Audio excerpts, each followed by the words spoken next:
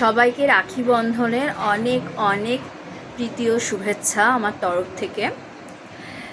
রাখি বন্ধন তো ভাই বোনের মধ্যে একটা সুদৃঢ় সম্পর্ক গড়ে তোলে।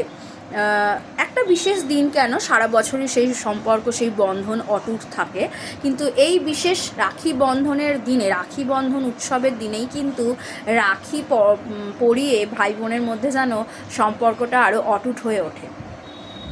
যাই হোক, এই রাখি বন্ধন উৎসব এলেই মনে হয় রবীন্দ্রনাথের কথা যেমন মনে পড়ে। সেই বঙ্গভঙ্গ 1905 সালে বঙ্গভঙ্গ আন্দোলন হয়েছিল এবং হিন্দু মুসলমান যখন ভাই ভাই এই যে সম্প্রীতির একটা শিক্ষা দেওয়ার জন্য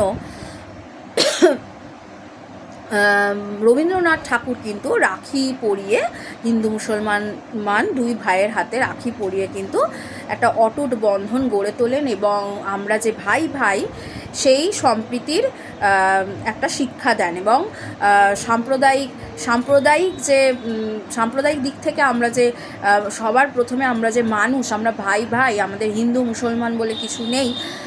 সেই রাখি বন্ধন উৎসব কিন্তু এই হিন্দু মুসলমানকে এক করেছিল। বঙ্গভঙ্গ 1905-এ পরাধীন দেশে বা ভারতে। আচ্ছা, আর কিন্তু রাখি বন্ধন বললে কিন্তু আমাদের সেই পৌরাণিক কাহিনীতে যেতে হয়, যেটা হলো কৃষ্ণ আর দ্রৌপদী। একবার কি হয়েছিল, কৃষ্ণ কোনো একটা যুদ্ধে ভীষণ পরিমাণে হাতের কবজিতে আঘাত পেয়েছিলেন এবং রক্তক্ষয় হচ্ছিল। সেই সময় দ্রৌপদী ছিল তার সখী এবং দ্রৌপদী তার হাতে নিজের শাড়ির আঁচল ছিঁড়ে তার হাতে পরিয়ে দেন এবং রক্ত পড়া বন্ধ হয়।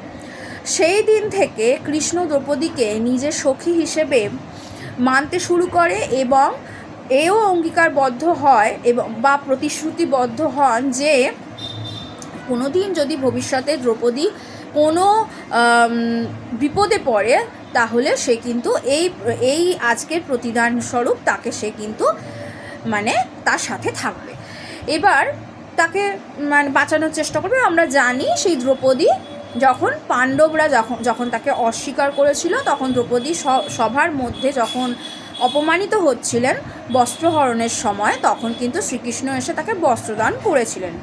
সেই থেকে ওই রাখি বন্ধন উৎসব প্রচলিত হয় এবং রাখি, ওই যে শাড়ির আঁচল বেঁধে দিয়েছিল, সেই থেকে রাখি বন্ধনের একটা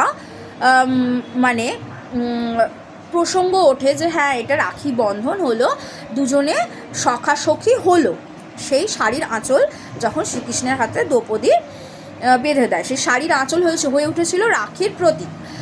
আর আরও কিন্তু আছে, যেটা হলো পৌরাণিক কাহিনী দেখলে যমুনা নদী নাকি যমকে, যে যমুনা দেয় যমকে ফোঁটা। আমরা যখন ভাইফোঁটার অনুষ্ঠানে দেখি যে যমুনা দিচ্ছে যমকে ফোঁটা, তার দাদা হিসেবে পায়। কিভাবে? একবার যমুনা নদী নাকি যমকে হাতে রাখি বেঁধেছিল, তাতে যম ভীষণভাবে সন্তুষ্ট হয়েছিল এবং খুশি হয়েছিল এবং তারপর থেকে সে তাকে যমুনার হাত থেকে রাখি বাঁধে এবং ফোঁটাও নেয়। আর একটা কাহিনী আছে, যা হলো গণেশের দুটো বউ আছে, ঋদ্ধি আর সিদ্ধি, আমরা প্রত্যেকে জানি, এবং তার দুটো ছেলেও আছে সেই গণেশ ঠাকুরের। এক হলো শুভ, দুই হলো লাভ। এই শুভ লাভ এই রাখি বন্ধন উৎসবের দিন ভীষণ পরিমাণে জেদ করে বসেছিল যে তাদের বোনের হাত থেকে সে রাখি পরবেই। তখন গণেশ ঠাকুর কিছু উপায় না পেয়ে ঋদ্ধি সিদ্ধিকে বলে, ঋদ্ধি সিদ্ধি যেহেতু ভগবান, বুঝতেই পারা যাচ্ছে, তো এক কন্যা সন্তান পায় ঋদ্ধি সিদ্ধির কাছ থেকে। তখন সেই কন্যা সন্তান সন্তোষীমা সেই শুভকে, লাভ আর শুভকে কিন্তু হাতে রাখি বেঁধে দেয়। এই তিনটে গেল পৌরাণিক কাহিনী। আর আমাদের আসল সম্প্রীতির বন্ধন সেটা কিন্তু রবীন্দ্রনাথের হাতে। আমরা প্রত্যেকে জানি হিন্দু মুসলমান আমরা ভাই ভাই। 1905-এর সেই বঙ্গভঙ্গ আন্দোলনে কিন্তু রাখি বন্ধন উৎসব শুরু হয়েছিল। এই গেল রাখি উৎসব, রাখি বন্ধন উৎসবের ছোট্ট একটা ইতিহাস, ঠিক বলবো না, কিছু তথ্য। ধন্যবাদ।